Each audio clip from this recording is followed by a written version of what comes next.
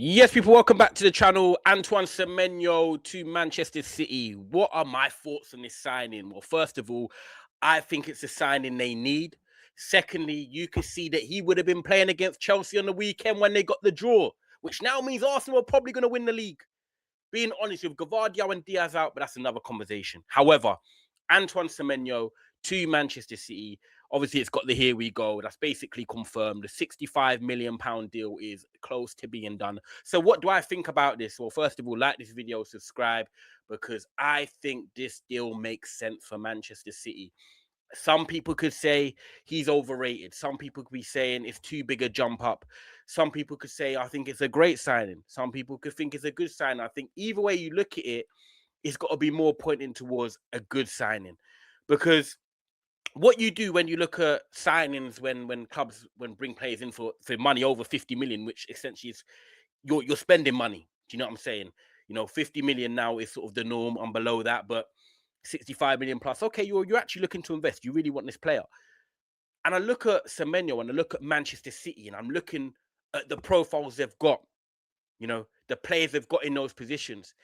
Is it an upgrade or is it a type of profile they need? And I'm going to be honest with you straight away. I'm thinking, yes, it is. It really is for Manchester City, because I think we all know how Manchester City are. When they're on their day and they're playing brilliant football, they're exciting to watch. They can score goals. You've got Foden, you've got Cherky, you've got Reinders chipping in, you've got Erling Haaland, you've got Doku.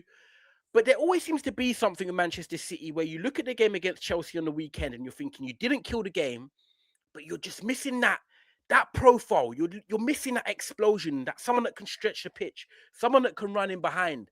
And I think Manchester City badly need that. Now, that's how I look at it when I look at signings. I do look at teams and I think, yeah, the players they've got, what can be improved? Every team can be improved. Every team can make adjustments. And I do think when we've watched Manchester City, that a lot of their attacking play, a lot of the football that they do, is a lot of ball to feet. Cherky wants to come short, pick up the ball, drive with it a couple yards, close dribbling. You're not going to see Cherky get in behind and run beyond defenders and stretch the pitch. He's not that type of play. He's got that North African flair. They want to be on the ball. They want to be in the pockets. They want to be doing little flicks and tricks. And it's nice. It's pretty. Don't get it wrong. Like, I think Ryan Cherky's a very good footballer. But he struggled against Chelsea on the weekend. He was up against Jarrell Hatto in the second half. And in the first half, I can't remember who played left back, if I'm totally honest. But he couldn't really get past his defender. He couldn't really do anything with the ball in the final third. I thought he was very frustrating to watch if I was a City fan, being honest, despite his good performances recently. And then you look at Phil Foden. We know that he's not a wide man. Big up Daps, my boy, and never a foul. He has always said as well, he doesn't like Foden being out wide. I don't personally. I think Foden's better centrally. Doku, he didn't play. He's just come back from injury. Semenyo out at the moment with injury. Savinho's the type of player that can stretch the pitch. Is he the quickest? No. But can he dribble past players and can he hug the touchline and go beyond and stretch it? He can. But I don't think his end product, or I don't think he's grown into the player that hopefully City fans or Pep wanted him to become so far. He's still young, but right now.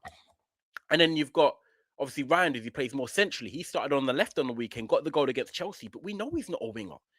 So when you're looking at Manchester City, they've got a lot of technical gifted players. Oscar Bob's going to leave, of course. But you're looking at them and saying, right, can they stretch the pitch? Have they got players that can maybe open up in that low block? Semenyo, for me, does a bit of both. I watched him personally at Spurs this season where Bournemouth beat them 1-0. And he was the best player on the pitch. Best player on the pitch. And I'll tell you why. Firstly, his intelligence. Antoine Semenyo, for me, his intelligence as a winger was second to none. He was playing with Troffert, dropping in at left back, helping him out. When he got the ball, his intelligence of knowing when to pass the ball, which I think is such a clever skill to have. He was knowing when he was going to get pressed and when to give it, spin off, get that extra yard of pace or extra yard of space. In terms of his runs, he knew when to hold the ball and play a short pass. He knew when to dribble with it and take the ball up the pitch. His positioning in terms of just his intelligence of helping his teammates, tracking back defensively, being good on the ball. Like, he didn't have a goal, of course, but you could just watch him on the pitch and you were like, yeah, he's got something about him where he can play at the highest level. I think Semenyo needs to improve on his consistency in terms of his output, probably in the final third. I think he gets into some good positions, but that will come. When you're in a better team, you're going to get more opportunities. But I really liked him on the pitch in terms of what he can give. And I think for City, the big thing for them is that Doku and Semenyo are kind of their pace outlets. They're the kind of the differentials.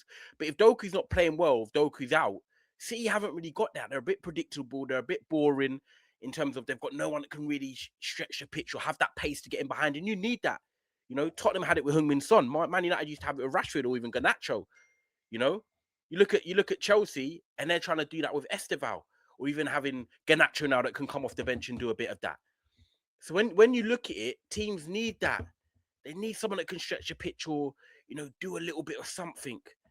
100% profiles are needed. And Man City are crying out for that right now. So when you look at this deal for Antoine Semenyo, I don't think it's bad at all. 65 million, long-term deal, medical test tomorrow.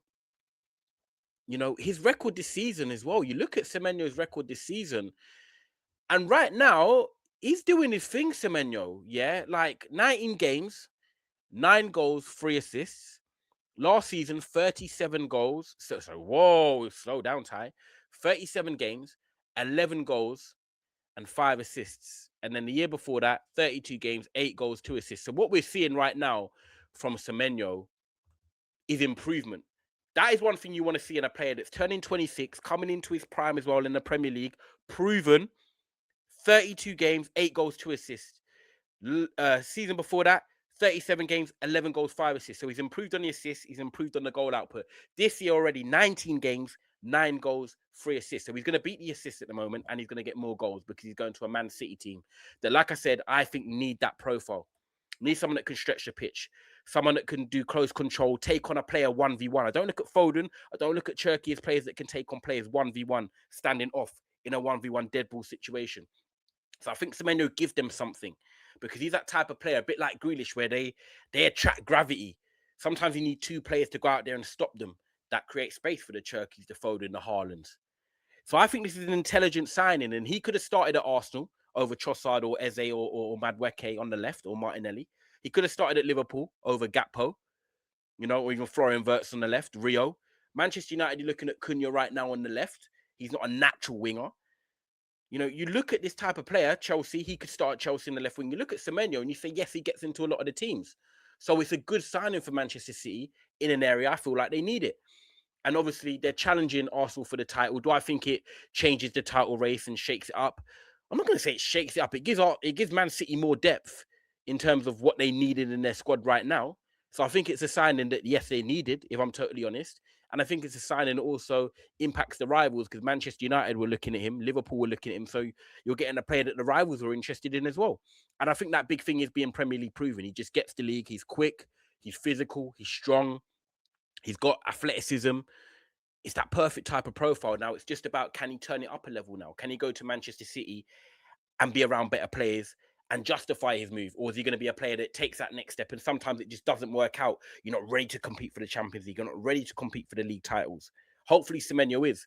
But I think at 26 years of age, you know, Man City is signing a player coming into his prime and he can play on the right and left. And I think that versatility is very handy as well.